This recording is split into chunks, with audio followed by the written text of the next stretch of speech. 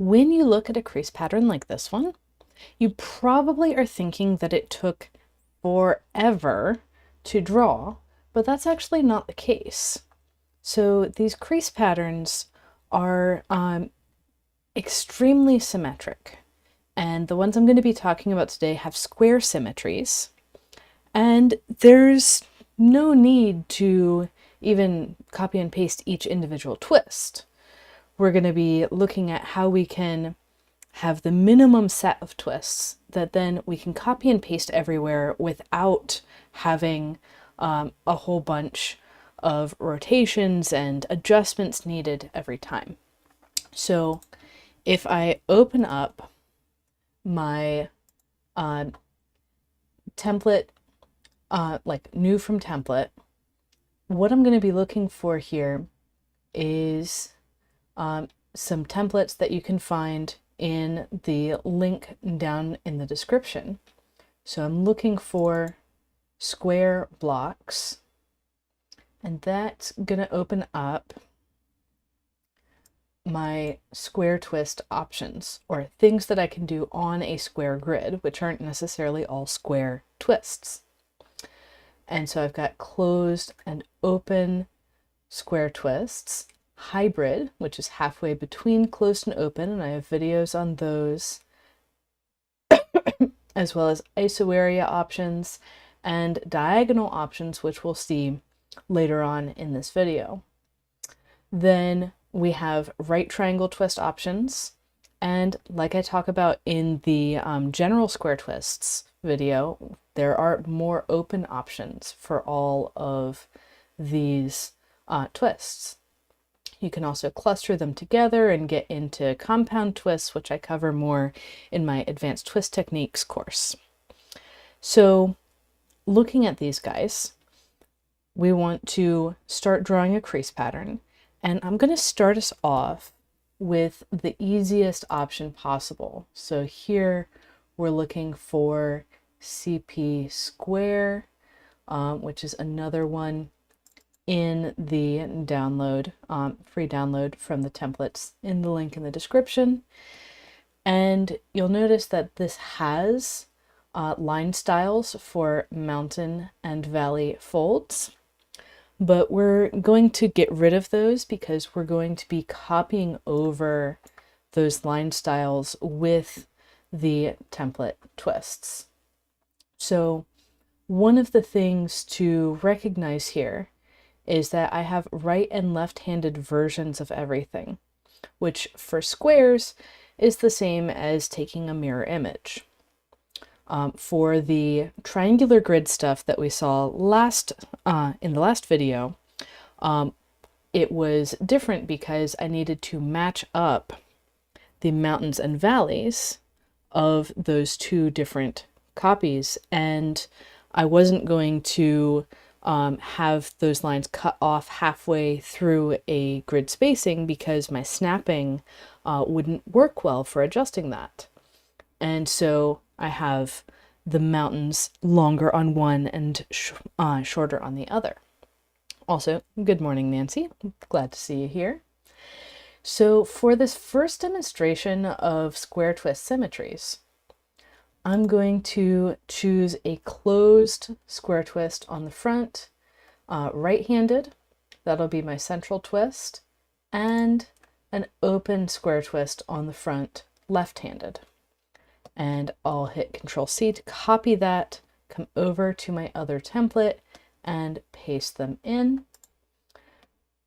And I'm going to drag my closed square to the center. You'll notice that every 8th grid line is thicker. And so I can easily identify the center of this 64 division in each direction grid template. And then I'm going to drag the the open square so that it matches up, and I have the settings set to snap to grid and also to grid path intersections and cusp nodes as well. So if your file isn't behaving correctly, check your snapping settings. So from there, I could take this and repeat it everywhere, but it would be kind of awkward. If I took this and group and duplicate, I would have to connect it kind of halfway up. And that's just kind of awkward. So instead of doing that, I'm going to ungroup that, duplicate each individual one, and make an alternating 2x2 block. So with the alternating 2x2 block, I can now select all, group, duplicate, and copy and connect both pleats on the left and right sides of that bottom edge. I can do the same thing on the right hand side, on the left hand side, on the top. And what this ends up meaning for drawing is that I can create these big stripes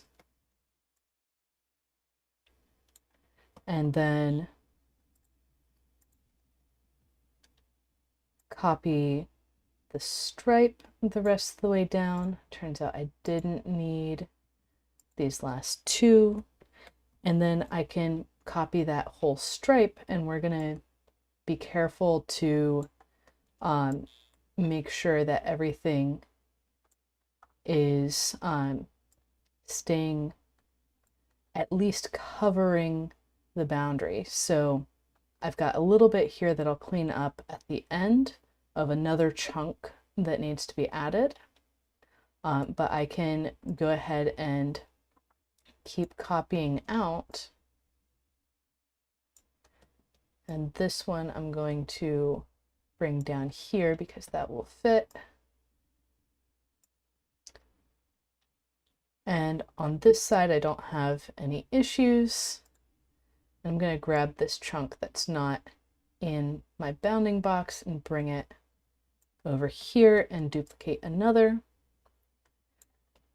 And then as far as getting the boundary nice and even, I can select all, group, bring up the mask layer, select the mask, duplicate, select the background, select that, and then the standard way to do it is object, clip, set. I went into my preferences and changed that to a shortcut key of Shift-C. But that is how I'm getting these things drawn in the way that I want very quickly. Like that took 5 minutes to draw, and it's a very speedy process that also really helps with understanding what's going on in origami tessellation. So when we are looking at these things, that block that we drew first, the closed open block, each of those twists is centered on a position of fourfold rotational symmetry. So I have 4 things that are the same off of the closed square. I have 4 things that are the same off of the open square. They're arranged in an alternating structure, an A, B structure. And that alternation gives rise to twofold rotational symmetry. So 2 things the same on 2 different directions around the loop of 4 twists. And these twofold positions are in the center of every loop of 4 twists. So what I did here is to gather to each of the 2 distinct fourfold positions around a twofold position. And that also set up kind of half each of these twofold positions outside of the twists that I had in place. And that allowed the pairing up of the different twists in a nice way. So that was a alternating squares example. We'll need to get a little bit more explicit with our twofold and fourfold positions in the next example, which is extending the symmetry a little bit further out. So I'm going to bring up a new crease pattern template, which again, you can find these templates in the downloads in the link below, and that is a free download. And I'm going to select from my building blocks, which is also in that set of downloads, and I'm going to choose a pattern that I happen to know will work. This is my square knots weave. It's going to have a fourfold rotationally symmetric closed square in the center going through a hybrid square twist to enable a open square twist. So that was a right-handed closed, left-handed hybrid, right-handed open, all on the front of the paper. And I'm going to paste those in, putting my closed twist in the center. And there's a feature to look for really with this hybrid square, which is there's one direction of mountains that is on the same grid line on opposite sides, and another direction of mountains that shifts on opposite sides. And the way that we want to do this for this particular pattern is we want the direction that is connecting straight through to be connected to the closed square twist. And an additional factor is that we want the valley, well, we'll see the additional factor in just a moment, because that's going to be determining exactly how things connect. And we can go ahead and pop that open square in as well, although that is looking too far away. I'm going to want tube pleats everywhere, so I'm going to need this to be closer, which means I'm going to come in the Edit by Node tool and shift that pleat back for the hybrid twist. And I'm probably going to need to do that on the other side as well, but we'll wait and see. I'll duplicate that one, rotate 90 degrees because it has to rotate 90 degrees around the fourfold center. And yes, I am going to need to edit that as well. And while I'm here, I'm also going to remember to edit it on the original copy. So we have these, and I can see that the pleats are all ending on the same grid lines going around. That's a good sign. And this is enough to group and copy. So why is it enough? It has one each of the fourfold rotationally symmetric positions and two different orientations of the twofold rotationally symmetric positions. And this is going to be really reminiscent of the previous video with the hexagonal symmetries, where we said, okay, there's two different orientations of threefold rotationally symmetric positions, therefore we need to have two of them in our little group.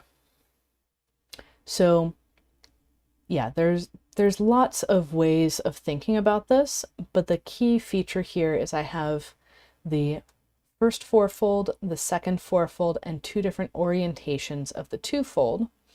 And now with the hybrid square twist, it's not going to look like they're all arranged the same around the closed square. So first I'm going to do it this way, and then I'm going to show how you can have a little more choice over how each of your hybrid squares are facing. So I'm going to duplicate this, and I can see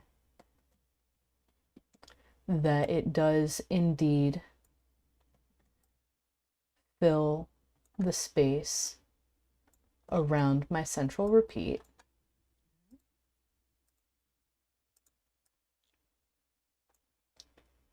So everything lines up, that's good. But what I'm noticing around that central twist is, like I brought up earlier, I just have two orientations of the hybrid square twist, not four. And so what I can do about that is say, okay, I'm going to ungroup that again and make some more copies. I'm going to duplicate this and rotate that way, duplicate again, rotate again. And now I'm getting the copies that I need all around. And this is going to lead to a kind of a two-way way of seeing these different copies. So then I need to duplicate the central square, and I'm going to copy these alternatives, and I'm going to change their orientation relative to the center compared to the full central one. So now if I copy this edge over to here, that's going to complete the pattern. But if I copy the bottom up to the top, that's not going to complete the pattern. So I'm going to duplicate those central squares again, and I need to figure out what orientations to put these hybrid square twists in so that either the open corner or the closed corner is facing the closed square. So here we had to go a lot further out because we didn't consider the hybrid square twist as a position of rotational symmetry. We looked at the symmetry of the crease pattern itself instead of just the pleats, and we pushed that rotational symmetry out to the open square twist. So that would be our second, or that would be our twofold position relative to the crease pattern. But in the folded form, we're going to see that that looks like a fourfold rotationally symmetric position, at least on one side of the paper. And so this is the amount of pattern that we need to be able to repeat all the way out with all of the hybrid squares interacting the same way with each individual closed square. And we could arrange this chunk any way that we like. So we could take this column of twists and move it to the other side. We could take this row of twists and move it to the other side. There's just a lot of different options for how to do that. I'm going to undo those moves.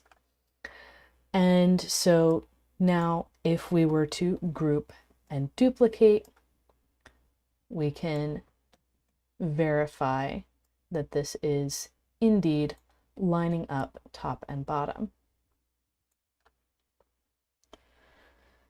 And we get exact repeats of our initial closed square over here, and then we have those different orientations in the alternate positions. So that's what's going on in this kind of pattern, the first symmetry extension on the square tiling. let's take a look at the next symmetry extension. So I'm going to grab the CP square template, remove those line styles that I don't need, and come over here, and I'm going to kind of freestyle, try and design something new right now. And I'm going to start with may as well do a closed square twist, and I'm going to go for a hybrid on the back. And then let's say that I have a closed square on the back coming next. And I'm going to take these and copy them over. And I don't think I've seen this particular pattern before. And here I need to choose the orientation. So is it going to connect here or connect there? And I think I'm going to go with valleys going through, and I'll duplicate that, rotate to stick it up there, and then my closed square copy is going to sit in here, and I'm going to choose to edit the closed square copy this time, because it doesn't really matter which one you do.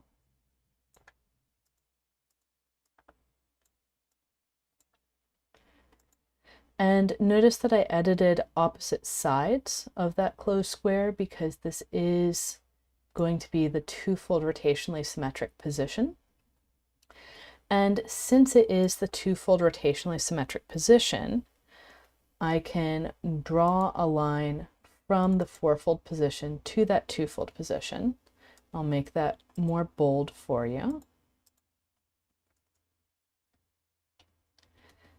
And what I'm going to do to find my next four-fold position is I'll duplicate that, rotate it 90 degrees, pop it over here.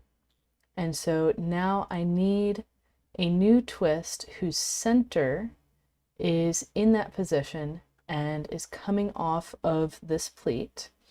And that center is in line with the valley fold. So that is going to need a closed square twist on the back. That is also going to be right-handed. So we'll get this other closed square twist that will be in a position of four-fold rotational symmetry. And now we need to fill in enough to get that pattern going and have our full structure. So what I want to do is first get the second orientation of the two-fold twist, and then I'm going to fill in some of the blanks. So I'm going to duplicate that, rotate, fill it in there. It also needs to fill in over here. And let's see. So this might look a little bit confusing. We have four-fold and two-fold closed square twists on the back. And if I have, let's see, so these three are not quite going to be the same as these three. For one, they're in a different orientation. And so I need to build up enough of the pattern to get back to where I started. So I'm going to need to have another hybrid twist out here and another one over here, because the way that this line is going to go is 4-fold front, hybrid, 4-fold back, hybrid, 4-fold front. And I'm also going to need another copy of my 2-fold twist up here. I'm going to need another copy of the 2-fold down here, and I'm going to need another line of twists up top. And these are going to be the same line as that 4-fold line, just shifted over.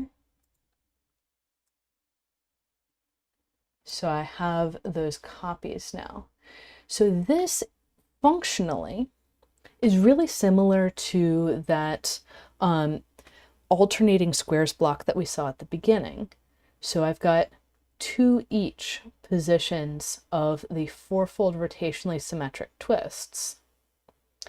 And we're going to, and they just happen to have some things around and between them. And now I can select all, group, duplicate, and drag that over, and it exactly matches up.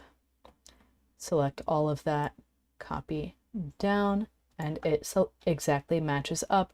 And we did not have, this time, we did not have a straight line that we were matching to. Like this one's down and then up, same, 2 up, 1 down, 1 up, same, 2 up.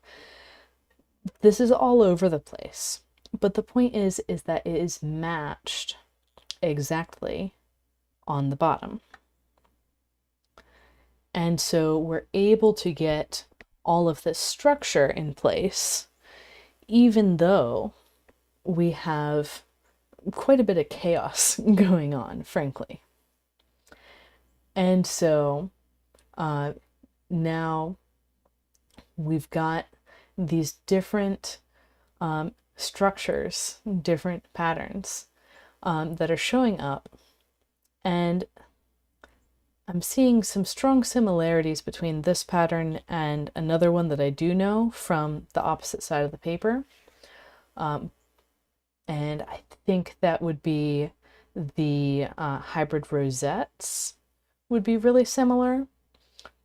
But basically, we were able to generate this very quickly in the context of thinking of it as a new design, and just roll with it and see what the symmetries tell us about how to continue it further. So two more structures before we close. The next thing I want to show you is how to use these symmetries even if you're not actually using square twists. So the other option for things to use were those right triangles that we saw in the square blocks template. So I'm going to bring up my grid, and you'll notice in the layers I have a couple more options. And I'm going to bring up single diagonals centered. So I'm just making the layer visible. I could also choose double diagonals or single diagonals offset. So the offset is referring to whether they're going through the center, but I'll do single diagonals centered. And I'll go grab 2 of my right triangle twists. I'm going to arbitrarily choose right-handed front, left-handed back so we can tell things apart. And paste those in. And the thing about the right triangle twists is that we need to make sure that all of our folds are actually on grid lines. So I can't place it here because these diagonals are not on grid lines. It needs to be something like that orientation or that position. It probably won't stay there because we're going to move things around as we find the center. This one I want to match up the diagonal pleat with the diagonal pleat of the other twist, so I need to turn that halfway around. And then I'm going to make these shorter so that we can put them closer together.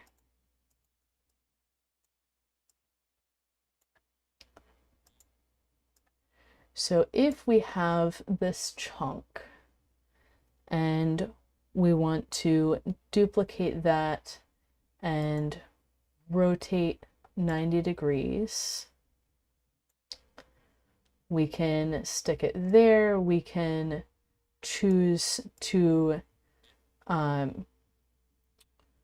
we could choose to make it a little bit closer, but we'd have to make it 2 spacings closer because of the constraints on where these things can be centered. And actually, I think I do want to do that. So I will shorten a spacing on both of those pleats. And I also need to remember to do that on the copied versions.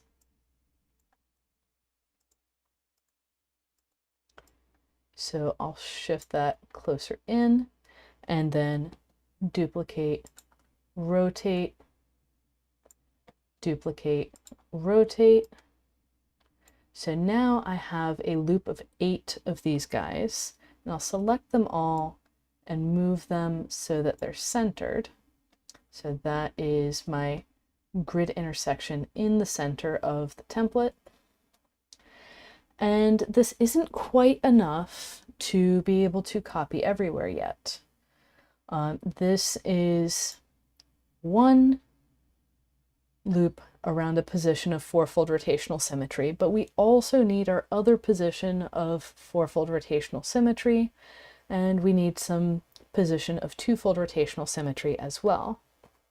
So if I select all and group that and duplicate, and I'm going to copy it over here, I'm actually going to I am going to be able to do everything with this one ring. So what's going on with this one is that I have a position of 4-fold rotational symmetry in the center. I have a quarter each of 4 of the next positions of 4-fold rotational symmetry, and I have half each of the 4 next positions of 2-fold rotational symmetry. So that minimal block needs to include 1 position of 4-fold rotational symmetry, 1 position of the other distinct 4-fold rotational symmetry, and 2 of the 2-fold. But you can split that up in fractions as well. So you can have 1 whole 4-fold, like I have here, 4 quarters of 4-fold. And so the 4 quarters of 4-fold are combining together from these 4 different chunks to create the next position of 4-fold rotational symmetry. And then we saw the 2 halves of 2-fold combined to make 1 position of 2-fold rotational symmetry. And there are 4 of those around, so 4 halves is 2 positions of 2-fold rotational symmetry. And I can go ahead and tile the plane with this ring of 8 right triangle twists. So it's really coming down to, do I have those 2 positions of 4-fold rotational symmetry and 2 orientations of 2-fold rotational symmetry? And the reason why the 4 halves of the 2-fold rotational symmetries work is they're split between the 2 horizontal orientations and the 2 vertical orientations. So we're able to see a whole horizontal and a whole vertical coming off of these halves. So when you have alternating right triangles, you actually get off easy. You just need to define two of them, and then their spacings relative to each other, relative to the next groups of two, and then make those 4 copies that close the loop of 8, and then you're good to go. So there's actually 3 spacing variables that we have here. So there's the spacing between my initial pair, or actually this was the initial pair of right triangles. There's the spacing around the first position of fourfold rotational symmetry, and then there's the spacing in the third direction of the twist that determines how long this position of twofold rotational symmetry is. So that is all well and good. And then it comes to another structure, which is the mixed squares and right triangles tiling. And in that structure, we have, if I bring up the new file, we're going to have those diagonal squares that we saw in the square blocks file. So this is square twists that are lining up their pleats on the diagonals, connecting to the diagonal pleat of a right triangle twist. And then they're going to continue onwards and live their best life as positions of fourfold rotational symmetry. And then there's going to be other positions of fourfold rotational symmetry that are the loops of 8 right triangles, and then a position of twofold rotational symmetry in the form of a standard square twist. Now these have a lot of different options, and so what I'm going to do is bring up an option that I already know works. So I'm going to bring up this SVG file once it opens, and you'll notice when I draw my crease patterns, I also have the skeleton layer, but we can ignore that for right now. And let's take a look at the pattern. So I'm going to unlock the pattern so we can ungroup things and see how it was put together. So I'm going to ungroup that structure and deselect one of the repeating units, delete the rest. And so you can see here that I have a position of fourfold rotational symmetry, a different position of fourfold rotational symmetry, and 2 positions of twofold rotational symmetry. And if I take this and deselect, I can also move this position of twofold rotational symmetry over here. And if I regroup that and duplicate, I'm still able to have my repeats continuing on out. So in this structure, I'm choosing that diagonal square twist and the right triangle that's going to immediately surround it. I'm choosing a loop of 8 right triangle twists that is fourfold rotationally symmetric, as we saw in the previous example. And then I'm dictated by that what the twofold rotationally symmetric position must be, because what I can do is I can say, okay, this is the center of fourfold rotational symmetry, the first one, this is the second one, and I'm going to make that line bolder for you. And if I then copy that line and rotate it 45 degrees and stick it there and duplicate, and now I'm going to rotate 90 degrees, stick it on the other endpoint up here. That crosses exactly where the position of twofold rotational symmetry must be.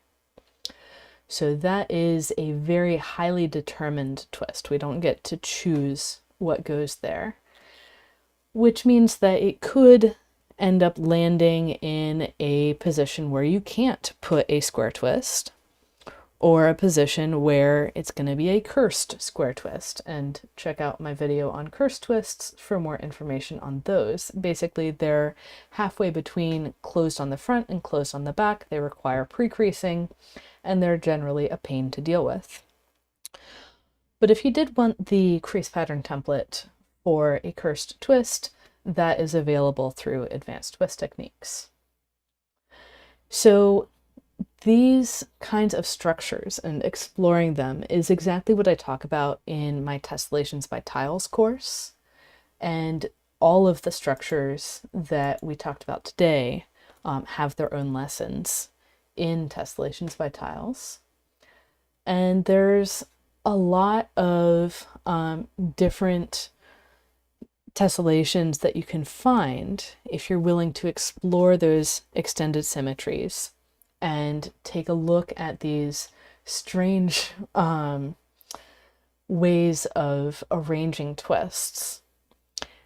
So I highly encourage you to learn to draw crease patterns so that you can find some of these different structures. You can find some of these new tessellations that no one else has found before.